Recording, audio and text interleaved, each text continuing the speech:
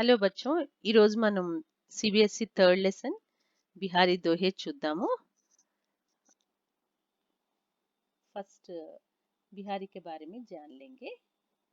बिहारी का जन्म सन 1595 में ग्वालियर में हुआ था। ఆయన బిహారీ जी 1595 లో గ్వాలియర్లో పుట్టారు। जब बिहारी 7-8 साल के ही थे तभी इनके पिता ओरछा चले आए, जहां बिहारी ने आचार्य केशवदास से काव्य शिक्षा पाई। అంటే 7-8 ఇయర్స్ ఉన్నప్పుడు ఆయన ఫాదరు ఓర్చా అనే ప్లేస్కి వెళ్ళారు। అక్కడే బిహారీజీ కేశవదాస్ దగ్గర ఈ శిక్షణ తీసుకున్నారు। యహీ బిహారీ రహీం కే సంపర్కమే ఆయే। రహీం కే దోహే కూడా మనం విని ఉన్నాం కదా। ఆ రహీం సాన్నిహిత్యం దొరికింది ఆయనకి। బిహారీ నే అపనే జీవన్ కే కుచ్ వర్ష జైపూర్ మే భీ బితాయే। తన జీవితంలో కొన్ని సంవత్సరాలైన జైపూర్లో కూడా గడిపారు। బిహారీ రసిక జీవి थे पर इनकी रसिकता नागरिक जीवन की रसिकता थी। అంటే ఈయనంతా కూడా హ్యాపీగా అట్లా మంచిగా ప్రేమగా రాస్తారు। ఈయన రచనలన్నీ రైటింగ్స్ అన్నీ అలా ఉంటాయి। ఉన్కా స్వభావ్ వినోదీ और వ్యంగ్యప్రియ था। అంటే సెటైర్స్ వేస్తున్నట్టు ఎంటర్టైన్మెంట్ గా అలా ఉంటాయి ఈయన దోహాలన్నీ కూడా। 1663 में इनका देहावसान हुआ।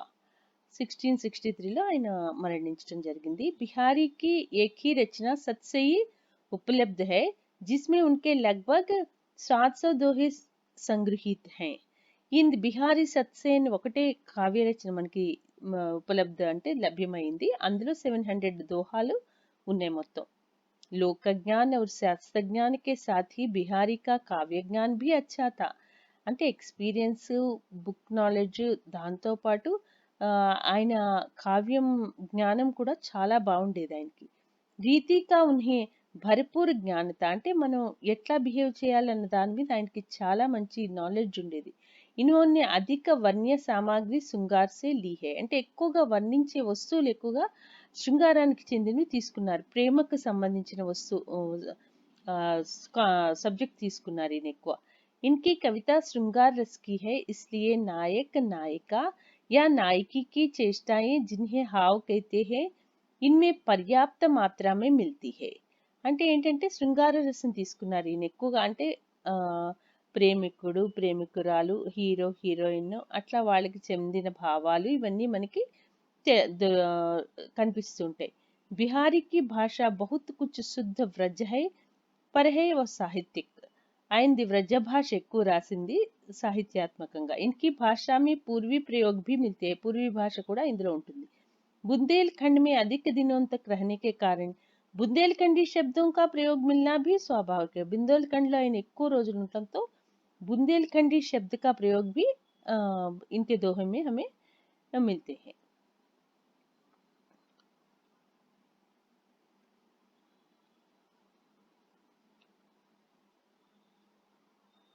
मांझी पौंछी चमकाई युत प्रतिभा जतन अनेक, दीर्घ जीवन विविध सुख रची सतसई एक।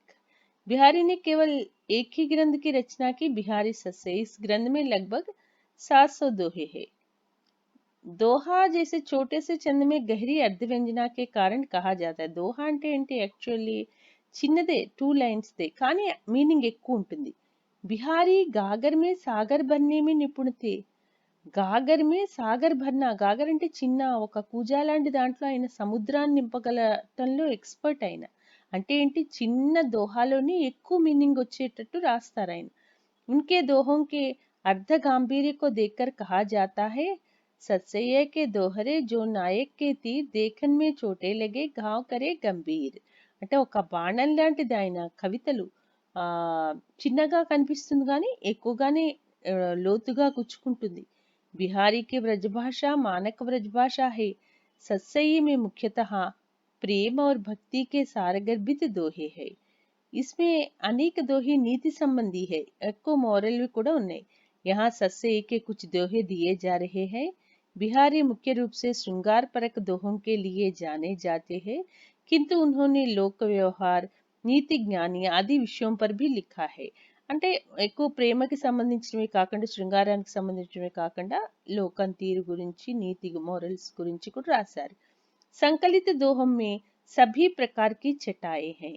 इन दोहों से आपको ज्ञात होगा कि बिहारी कम से कम शब्दों में अधिक से अधिक अर्थ भरने की कला में నిపుణ హే. మనం ఈ దోహాలు చూసినట్లయితే మనకు అర్థమవుతుంది ఏమనంటే ఆయన చిన్న చిన్న పదాల్లోనే మనకి ఎంతో ఎక్కువ అర్థం ఉండేటట్టుగా మనకి దోహాల్ని ఇవ్వటం జరిగింది. ఫస్ట్ దోహా చూద్దాం.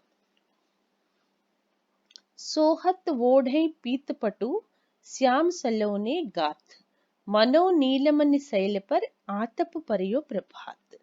ఇందులో మనకి ఏంటంటే बिहारी जी श्री कृष्ण जी के बारे में वर्णन कर रहे हैं, श्री कृष्ण के रूप सौंदर्य के बारे में वर्णन कर रहे हैं. फर्स्ट मीनिंग्स చూద్దాం. सोहत అంటే శోభాయమాన్ होते हैं, సుందర్ लगते हैं అన్నమాట. ఓఢే అంటే కట్టుకున్న వస్త్రం, పహనే హుయే. पीतु पटु అంటే पीले वस्त्र, पीतु पटु मीन्स पीले वस्त्र. श्याम అంటే सांवले रंग, श्री कृष्ण का रंग सांवले होते हैं ना. सलोने అంటే లావణ్య యుక్త అండ్ సుందర్ కూడా. గాత్ అంటే శరీర్, శరీర్ మీద శ్రీకృష్ణుడు శరీరం మీద ఏముంది, పీలే వస్త్ర ధారణ హుయే హై. అది ఎలా కనిపిస్తోందో చెప్తున్నాడు కవి. మనవ్ మానవ్ అంటే అనిపించటం, నీలమణి అంటే నీలమణి, శైల్ శైల్ అంటే ఇది పర్వతం, ఆతపు శైల్ మీన్స్ पर्वत, ఆతపు అంటే ధూప్, आतप का मतलब क्या है, धूप एंड. प्रभात प्रातः काल. बिहारी लाल जी कहते हैं कि श्री कृष्ण जी ने अपने सांवले शरीर पर, श्री कृष्ण जी ने अपने सांवले शरीर पर पीले वस्त्र धारण किए हुए है. శ్రీకృష్ణుడు తన నీలపు రంగు శరీరం మీద ఏం చేశారు, పట్టు వస్త్రం, ఎల్లో కలర్ వస్త్రం ధరించి ఉన్నారు. और वे इन वस्त्रों के कारण అత్యధిక సుందర లగ్ రహే హై. ఈ వస్త్రాలు వేసుకోవటం వల్ల ఆయన ఎంతో ఇంకా అందంగా కనిపిస్తున్నారు. उनके रूप माधुर्य पर दृष्टिपात करके ऐसा प्रतीत हो रहा है मानो नीलमणि पर्वत पर प्रातःकालीन सूर्य की धूप फैल गई है. అంటే నీలమణి పర్వతం మీద ఉదయం పొద్దునే ప్రాతకాలంలో సూర్యకిరణాలు పడి ఎట్లా ప్రకాశిస్తుందో అలాగే శ్రీకృష్ణుడు శరీరం మీద సావలే శరీర్ పర్ పీలే వస్త్ర ధారణ కియే హుయే శ్రీకృష్ణ ఐసే శోభిత్ హో రహే హై. అంటే కృష్ణుడు తన నీలం రంగు శరీరం మీద పసుపు రంగు పట్టు వస్త్రాలు ధరించారు. అది ఎట్లా అనిపిస్తోందంటే మనకి నీలమణి పర్వతం మీద ఉదయపు సూర్యకిరణాలు పడితే ఎంత అందంగా ఉంటుందో అట్లా మనకి కనిపిస్తోంది. రాసుకున్నారు కదా చిల్డ్రన్ మీనింగ్స్. నెక్స్ట్ ఆతపు అంటే ఎండ, ప్రభాత్ అంటే మార్నింగ్ టైం. ఓకే.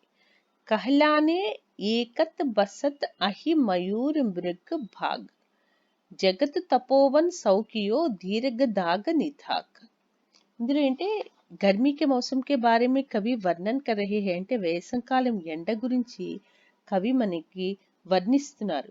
ఏకత్ అంటే ఏక్ హోకర్, బసత్ అంటే రహ రహే హై, అహి అంటే సాంప్, అహి మీన్స్ సాంప్, మయూర్ మీన్స్ మోర్, మృగ్ అంటే హిరణ్, బాఘ్ షేర్, మనకి జగత్ అంటే సంసార్, తపోవన్ అంటే తపోవన్, కియో అంటే కర్ణ, దీర్ఘ అంటే దీర్ఘ, दाग गर्मी.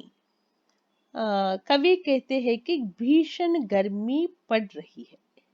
इस गर्मी के कारण आपस में शत्रुता भाव रखने वाले जीव भी एक स्थान पर रहने लगे हैं. अर्थात उन्होंने वैर वमनस की भावना बुला दी है. उदाहरण दया सांप और मोर, हिरण और शेर आपस में शत्रुता भूलकर यहाँ साथ साथ रह रहे हैं, यहाँ साथ साथ रह रहे. इस प्रकार सारा संसार తపోవన్ కి భాంతి హో గయా హై.